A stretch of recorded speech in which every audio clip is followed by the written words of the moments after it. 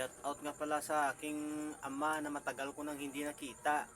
Wala nang ipinanganak ako. Kung saan ka man ngayon, minahanap kita at namimiss din kita. Sana man lang magparamdam ka rin sa akin. Kahit minsan lang. Kung ikaw ay buhay pa, salamat. At sana makita na tayo. 35 years na tayong hindi nagkita mula nang ipinanganak ako ng aking magulang.